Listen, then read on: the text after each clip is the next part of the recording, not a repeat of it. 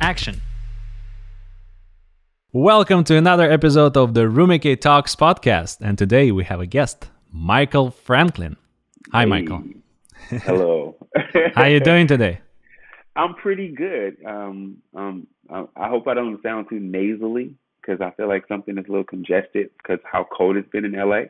Oh, yeah, it was for sure. Let's just dive in. What moment inspired you to enter the film world or TV world? If I could think back, it's the weirdest thing. It would be more of a cartoon. I'm a huge X-Men fan, and like the animated series of X-Men, I always like had this like imagination, like I would love to be something like that with powers and everything. As I've like gotten older, you know, I can play an X-Men, I can play a Marvel character, I can play that. So I think that inspiration comes back from way back when. Like it inspired me to want to live in a fantasy life. And you know, with one of the things in acting, you're able to imagine and create and do things that we as normal human beings aren't able to. Are there any particular characters that you were inspired by that you love? Blue Marvel. Blue Marvel, he's black. He looks like me. He's muscular. He has supersonic powers. He can fly. He almost can do anything. So Blue Marvel. If I would say another one that everybody knows, probably Storm, but she's a female. If they turn Storm into a male, great. Yeah, well, you never know. There's always spin-offs and spin-offs of spin-offs. That is true. Gender benders. yeah, exactly. Do you remember like a moment where you were exposed for the first time to being on set, on a movie set or TV set, for that matter? Years ago, my friend was doing extra work in San Francisco, and I'm from Oakland. So my friend asked me, he's like, hey, I'm working on this movie. And back then I was like, you're working on a movie? He's like, yeah, we're going to be able to stand in the movie and we could be seen. I was like, oh, I want to do it. So he's like, okay, I'm going to see if I can ask my friend to get you in. And I guess he ended up asking the background casting director. Now I know it's a background casting director, but asked that person and they said yes. So when I got to set, it was, I've never seen the movie. It's called To Goldstein on Acid. And I'm an extra in it somewhere, but that was my first time ever being on anybody's set, any experience in the movie industry. Wow. Yeah. There's this the show that I've been actually watching recently, Truth Be Told. I think it takes place in Auckland area, right? Yes. Yes. And you've been in it playing young Shreve, right? Yes. Yes. How was that experience? Oh, wow. I love that family over there. There's some great, like, artistic people. The captain, Octavia Spencer. We have Ron Cephas Jones, who I play a younger version of, and just a host of cast members, Aaron Paul, Kate Hudson. This year we have Gabrielle Union. So for me, the experience just to be able to be around these greats is like, wow, hey, especially Octavia Spencer. Like a funny moment with Octavia, I was telling my friend a while back, is I had got the set for the first day for Truth Be Told. And I was a little nervous. I knew I was ready to do my job, but I was a little nervous. And it's this thing that Black people do when I look at you and you look at me, and we like kind of make a subtle agreement like, yeah, hi, how are you? Hey. But it's nonverbal. So I'm a little nervous. I'm coming out of the tent, and I'm like, okay, where do I go next? And Octavia Spencer and her whole camp is like rushing my way, and I'm kind of in the way, but she's rushing my way, and I was like, you know, like trying to straighten up a little bit, and I look at her, I look at her, she look at me, and we make the subtle agreement, and I was like, but her nonverbal action was more like, hey baby, and I was like, hey, and then she took off, and I just felt better. That was one of the like craziest, wonderful moments I've ever had in Truth Be Told. That's amazing. Did you get a chance to watch her perform live on set? Okay, so maybe I shouldn't say that, but yeah, I did. So the thing about the show is I'm the younger version of her father, Mm-hmm. so I'm always in her flashbacks. But Mm-hmm. our sets are sometimes like right next to each other or in the Mm. same area of space. So I was getting ready for my performance, and they were already working on her performance in the other room. So I should have been more focused on what I was doing, but I literally had an easy day that day. So I walked over and I was watching her perform. I can't say what section she was performing, Mm-hmm. but she was killing it. And she's such a professional. She's so like in the moment, but it's crafted in a way where you just kind of get involved. So I was sitting there watching, like, wow, she's killing it. I was like, okay, back to my set. Let me go get ready for work. Nice. So how was it for you to getting actually to be in the show? When did it start? Was it like you're sitting on a sofa and then you get a call from your agent, or how did it happen? So it's a weird story around it. So Mm-hmm. the easy part of the story, I was sitting there. I got an audition. It comes through an email because I have an agent and a manager. So my agent sent me an email audition. It was vague. It didn't say anything about Octavia Spencer. It didn't say anything about Apple. It didn't say anything. It was just, Mm-hmm. hey, play a younger version of this actor. And I was like, younger version of this actor? Oh my God. Like me personally, I was like, okay, what is this going to be? Because how many times do you run into actors that look like you? You know? Yeah. So I'm literally, I read it, I study it. I was like, I'm just going to work on it because I want to make a good impression on the casting director. So I was like, let me just do my job. Let me do my work. Let me break it down and see. And I'm looking at it. And I started to get really excited about the character. I was like, oh, this could be really, really good. Now, usually you do as most research as possible for any character. Mm-hmm. And if I would have started off just looking up who Ron Cephas Jones is, like I know his work by his face, but I didn't put a name to the face. Mm-hmm. So if I would have looked up his name and said, "Oh, I know that guy because that guy looks like me," yeah. So I was like, so right when I'm walking out the door, I was like, "Oh, let me look who this is." I was like, "Oh my God, he do look kind of like me." I was like, "They're gonna have 5 million actors that look just like me." I go to Yeah. set. I go to the audition. I feel like I left it there, and I come back and I got the call. It was like, "Hey, you're in the mix. Hey, you're sent to producers. Hey, you booked the job." So the job is with Ron Cephas Jones, Octavia Spencer. Octavia Spencer! What? Oh my God! So yeah, that's how it all unfolded for me. So in terms of time, how long did it take to go from like that email to you being on set in the clothes of young Shreve? I would say a week and a half because No, they were wow. already Mm-hmm. they were in the process of maybe they had a couple of auditions before, but they were Mm-hmm. already in the process of Mm-hmm. like actively working. And maybe like I'm thinking the writer got creative and was like, it'll be great to do a flashback. I don't know, but my audition process, I auditioned, got the email, sent it off. Go audition, got the call probably the next Tuesday or Wednesday, and was working probably like that next Monday or Friday. I have to look at the dates, but yeah, it was a quick turnaround. Unlike Euphoria, it was a quick Mm-hmm. turnaround. Yeah, well, we'll talk about Euphoria a moment later. Yeah, I just want to mention that when I was watching the Truth Be Told, I didn't know who you're playing. I was just kind of started watching, and I thought, he might be playing the younger version of Shreve. I was like, kind of like on the back of my mind, yeah, it would be nice. And then, oh my God, he does actually like the actor. Yeah. Yeah. That's me, younger version, and well, can't talk about that. Yeah, that's Yeah. me. Yeah.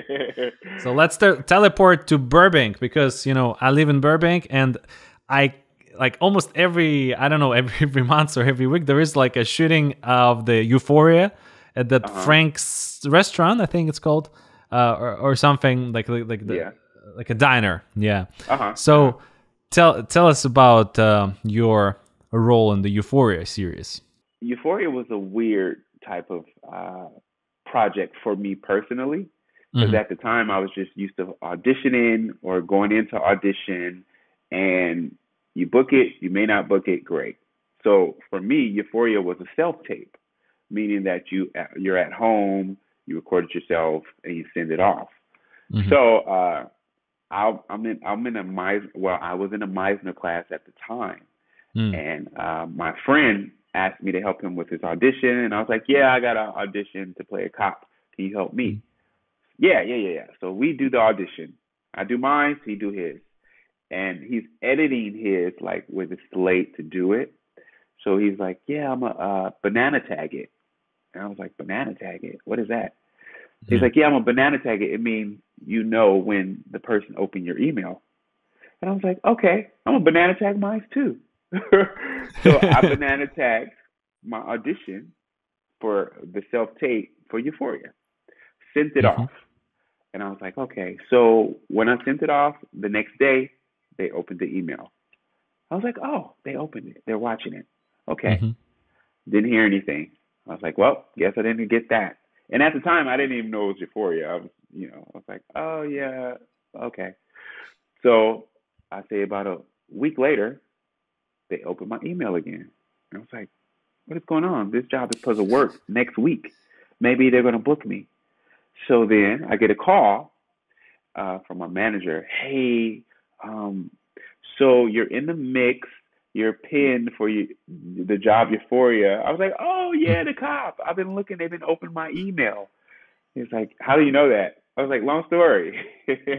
so so then the date was coming like fast approaching for me to say when you work the outside dates. And let's say, for example, it's like you're gonna work the 20th through the 23rd.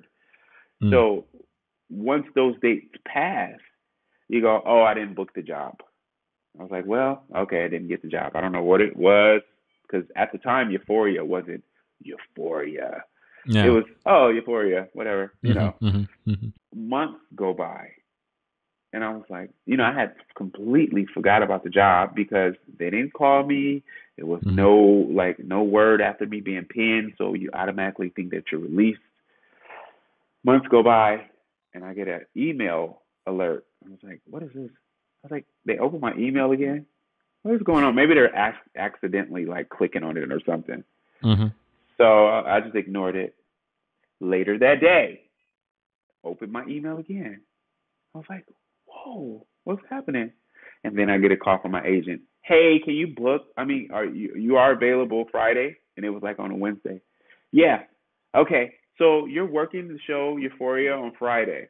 "Oh, I booked it." "Yeah, fast turnaround." I was like, "Okay." Wow. So Yeah. yeah, that's how I booked it. And then the actual experience on set was a whole nother thing. Which, if you want me to talk about, I can talk about that too. Yeah, let's dive in. Sure. What is it? What is it that you remember the most from the set that stood out? On set, the director was Pippa Bianco. Normally when you do anything that, they do your coverage, they do my coverage, they do the wide. Hmm. Normally, I was like, okay, that's a normal scene for whatever show or movie that you're doing. Hmm. Pippa, like I told my friend before, I was like, they must have sent out a special memo saying, "Be super creative," or "Allow your freedom to flow," or whatever it was, because instead of my coverage, your coverage, everyone's coverage, they will shoot my coverage coming down the stairs. Okay, then they'll shoot my coverage coming up the stairs and delivering the line, and then they'll shoot my coverage swiping the screen, the camera. deliver the line. And then they'll reverse it, and you're going like, what is she doing?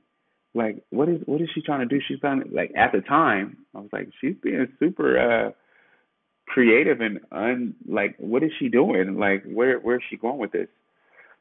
Mm-hmm. Come to find out, she is actually like just being. They just gave her the freedom to do whatever she's doing. So for me, it was like exciting. It was like, oh yeah, I get to not say it a certain way or not do it a certain way, but just to let it live in the moment that it's in. Oh wow. Yeah. It was a great experience. I loved it, actually. And then the things that came after, Zendaya winning, the whole cast being spotlighted. It's just, Mm-hmm. yeah. And even for me, with the credit for me, like, I'm literally on one episode. Great episode because I'm in it. But literally, I'm on one episode, and this one episode has opened so many doors for me, along with Wow. Truth Be Told. Yeah. What are those things that happened after it got popular? What those like little things or the doors that you said opened for you after the show? I now have a fan base on Euphoria, Nice. which is already like, oh wait, that's cool.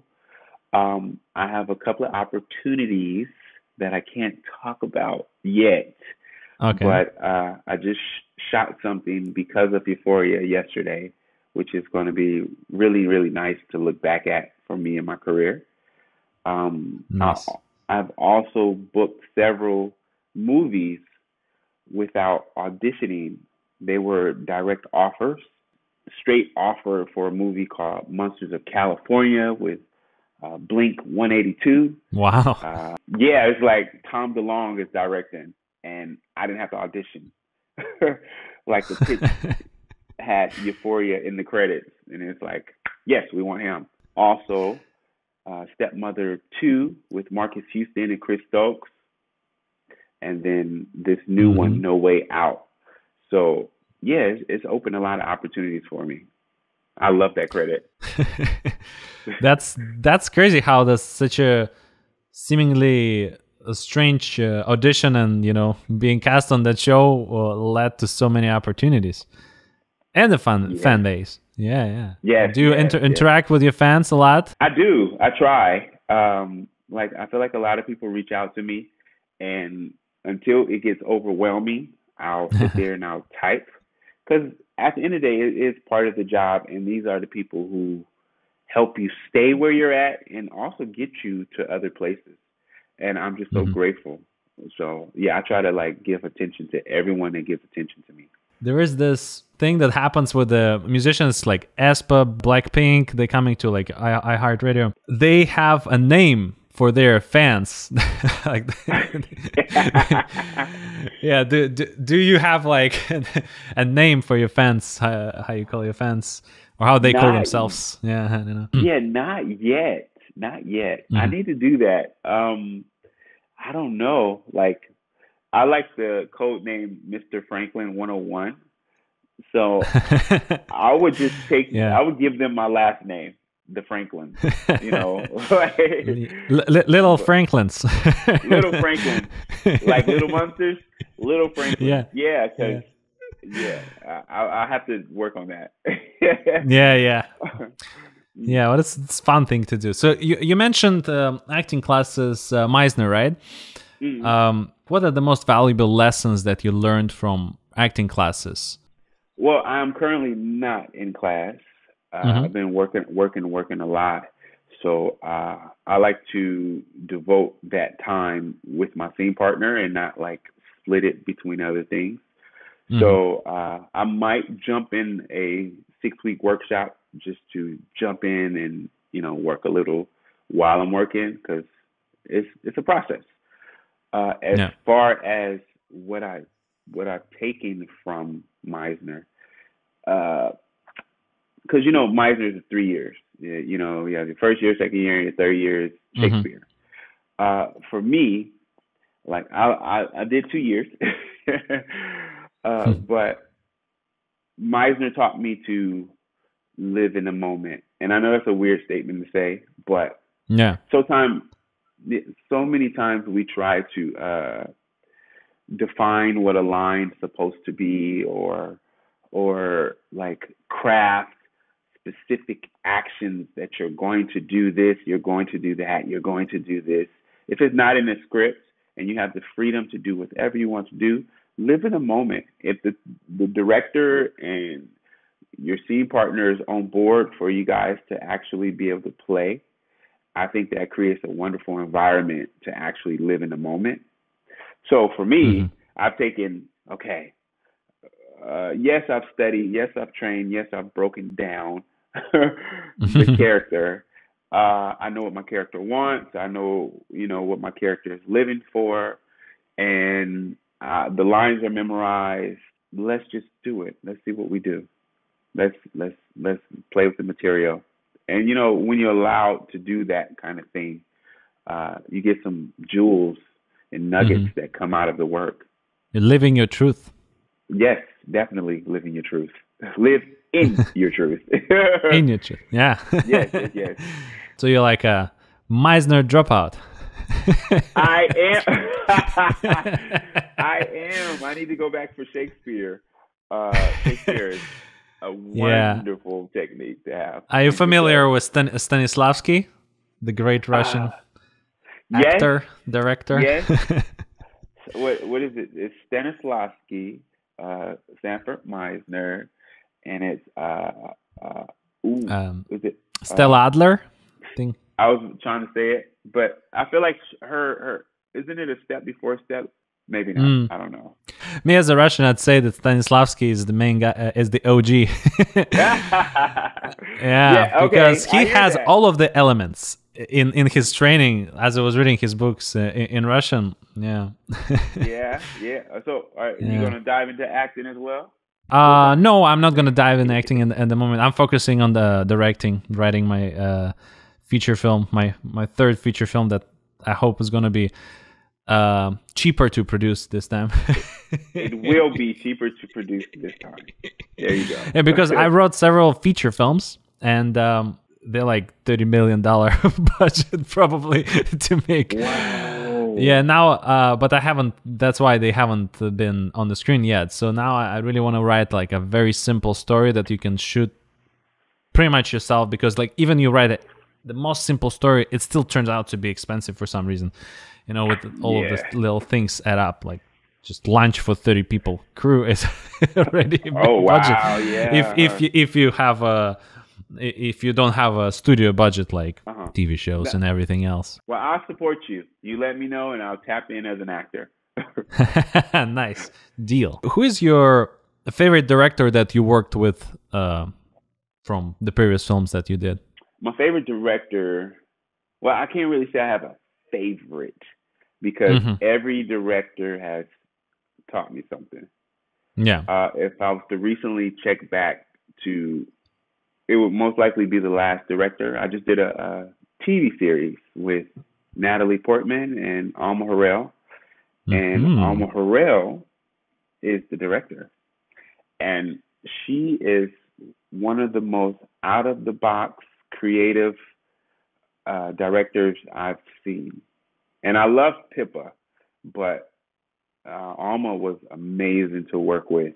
Just her vision, her eye, her ideas. And some directors just, I have a vision, and this is it.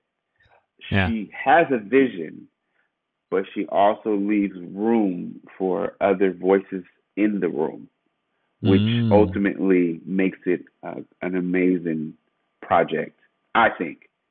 So, yeah. Alma is amazing. She's amazing. It's like, it reminds me of the story that Steven Spielberg was saying in one of his interviews on YouTube, that Indiana Jones, there is this scene where Dr. Jones is teaching a class and students are sitting and just admiring him, like.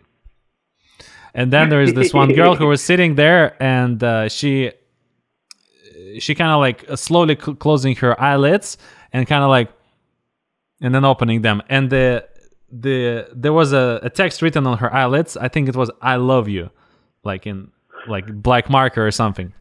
And that little idea, came from, I think, assistant director of the film. So, and Spielberg really liked it, and then they put it in the movie. Yeah. And I remember this scene because it was so interesting, so funny, that little moment. But yeah, it is a collaboration. Yeah, definitely. Those type of moments, I think, that makes a great project, because you allow space for people to also be creative with you. Yeah. So feature films versus TV shows. What do you think? Which is better as a job, and what do you think is the future? Well, I did Stump the Yard, which is a full feature film. Mm-hmm. I was in Atlanta for almost 3 months, and it was consistent work. It was tough on the body because I was also stepping. I did have a great time. It was a great experience with the people that I was working with. Mm-hmm. But if I had my choice as of now, which will change, maybe, Yeah. I like the TV show experience because movies have a beginning and an end usually. Mm-hmm. Like, it starts like this and it ends like this, and it may go on to like 2 more sequels, but it starts like this and ends like this. With a TV show, you have the day in the life of that character and the things that they go through life, learning, or being punished by, or powers growing, or whatever it is. So for me, at this point, TV shows. I like TV shows, and it's consistent work. A good movie, feature film, would be great as well, when it's like, okay, it's like a play. It's like, I'm going to jump in this play, I'm going to jump in this feature film, I'm going to live, die, and be done, and you move forward. Yeah, but don't you afraid to like get stuck on like one TV show that is going like season after season for like 12, 15 years? Woo! See, and that's the downside. I wouldn't mind it, because after the 12th season, I will be a multimillionaire. I will know that character like a brother. But no, it's not a fear, only because I feel like everybody's path is different. So say, for instance, you do get stuck on a show for, like, what was the guys from Supernatural? I think they went like almost, I don't know, a crazy amount of years and seasons. They are leaving that, and they're not stuck in the character. But okay, say for example, you're Urkel, and you're stuck at being Urkel for a certain amount of time. Like, he had to literally take a break to break that character to restart. Everyone's path is different. So I wouldn't be afraid of it. I would just assume that's the path that God has set for me. Other actors that you admire, or the ones that actually inspired you to start this career? Denzel Washington. Denzel Washington, Sidney Poitier. My mom would play his movies, black and white. Oh, wow. In the heat of the night. My mom, she was like, oh, maybe that's what inspired my acting career. I'm thinking of X-Men, and she showed me this. But yeah. Yeah, the Sidney Poitier, I just watched the documentary about him. It's amazing, his life and how it started and where it led to. Yeah. Yeah, it's crazy. And you were like the first. I mean, you have Hattie McDaniels, but you were like black male lead in the time where a lot of characters for black people were, slaves or butlers or dancer kind of style, if that makes sense. Yeah. So yeah. Is there like a dream role that you want to play in a movie or a TV show? Like a dream character, I guess. Dream character for me is Blue Marvel. It's Blue Marvel in the Marvel universe, as a younger version, as an older version, as the version. I would love for Sarah Finn to hire me to play Blue Marvel with Kevin Feige. Yeah. All right. Dream job. Everyone who listens to this episode, take a note.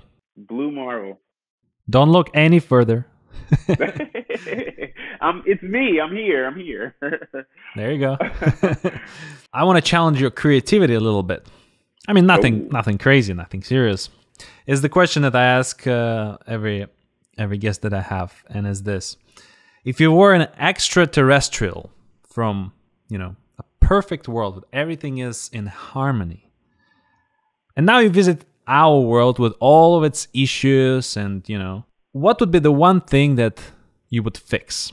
Okay, what I would fix is I would break down the divide between color and ethnicity and race, and I would unite everyone as one people. Because if everyone considers itself as one species, and not you're black, I'm white, she's Latina, or you're from Asia, I'm from Africa, you're from the United States.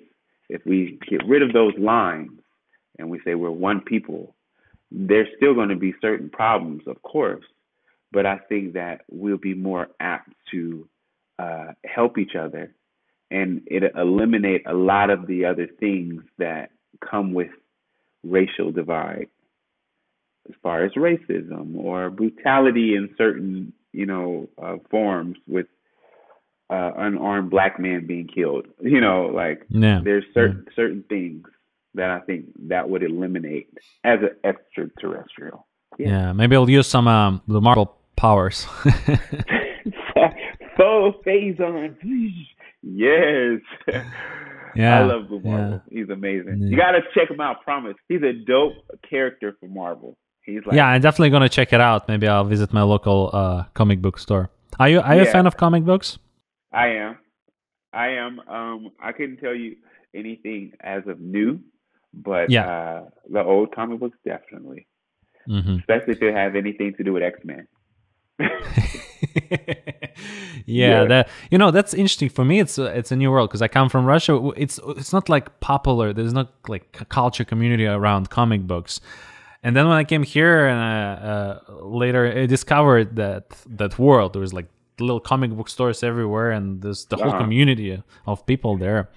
And there's lots of interesting things, because I always thought comic books were just for kids, like some Mickey Mouse or something like that. And I didn't know there was like so many different types of comic books. Yes. Comic-Con, I'm sure, makes millions of dollars because there's so many people involved with comic books in America. It's crazy. Did you get a chance to be at Comic-Con as just a visitor, I guess? No, I got invited one year by a friend, and then my friend is the Green Ranger from the Power Rangers. Nice. So he goes like, Go Power Rangers! Yeah, exactly. He's the Green Ranger, so he goes every year and he talks about Comic-Con. But I haven't been able to go. I would love to be, like, if it was perfect time, perfect space to just go and just see all the like different characters and people dressed up. That's I'm sure, amazing experience. Is there any film festivals that you visited, or like film events, or anything related to celebrating films that you've attended before that stand out? I just actually attended a gathering for blackfilm.com. And it's just a celebration. I mean, and we are in Black History Month, but it's a celebration for the different Black producers and creators and directors who are now starting to make headway. But as far as the festival, no, not yet. Is there any films, like for anyone who wants to celebrate Black History Month by watching films, are there any films that you would recommend to check out? I'm probably the most horrible person at that. Okay, we can scratch that. No, because I might have, because I watched What's Love Got to Do with It with Angela Bassett, Harlem Nights with Eddie Uh-huh. Murphy and Yeah. Arsenio Hall, Cadillac Records with Beyonce. Like I might be a Hmm. little bit Hmm. early in it, and then if I was to take it back to Sidney Poitier, it'd be like In the Heat of the Night, or Mm. those type of movies, or anything with Whoopi Goldberg.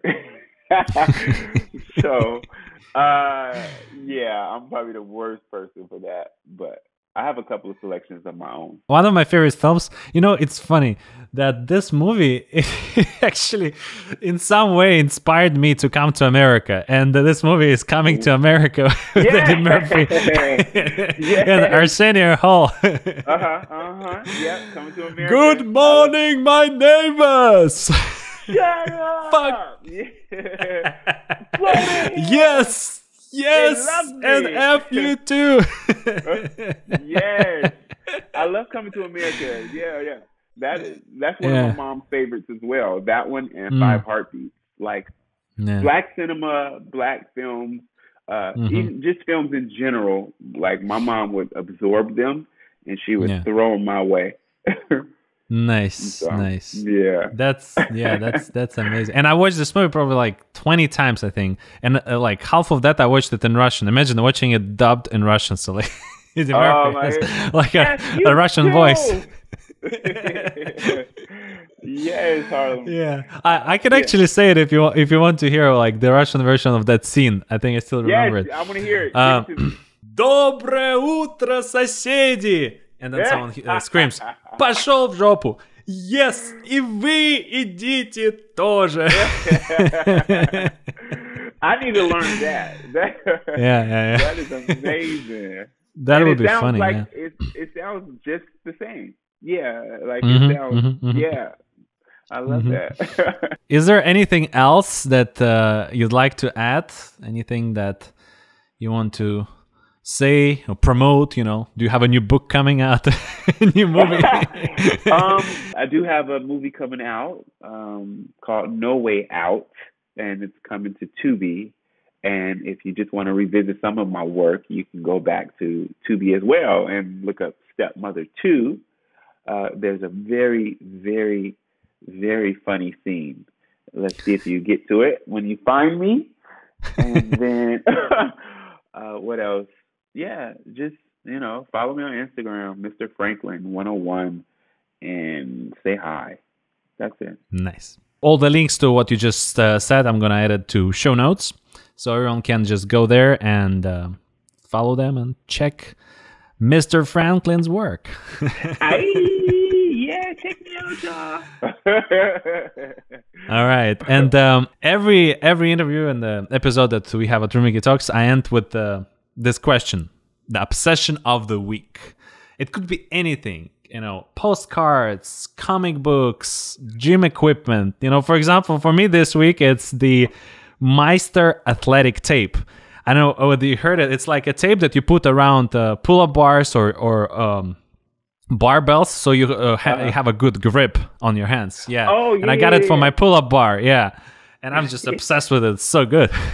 I just put it on the bar itself, so I have like a stronger grip. It doesn't slide down because my fingers tend to slide. Yeah. Well, okay, to be honest, I'm obsessed with a cartoon right now, an animation, which is so funny and so like I don't know who the writers are. I need to check it out but I've watched, I say, 15 episodes already. I think it's 15. Yeah. It's called Vox Machina on Amazon. Yeah, and it's you have to watch it. It's funny and it's surreal, and you like, wait, I can't believe they wrote that in there. You have to watch that. I'm obsessed with it right now, and I'm waiting for the last 2 episodes to come out. Yeah, I actually heard of it, and I wanted to check it out as well. So yeah, I'm obsessed with it. I'm like, oh my god, when did it come out? When is the next episode? All right, thank you so much, Mr. Franklin, Michael Franklin, for tuning in and having a conversation with me today. Thank you for having me. I had a great time, and this was a wonderful chat. It gave me a chance to really reflect on some of the things that are coming and happening, and I appreciate you. Thank you so much. And everyone, please go check out all the links that we talked about today. And make sure to support Mr. Franklin on social media by liking his posts, commenting on them, and buying whatever movies that he made. Yes,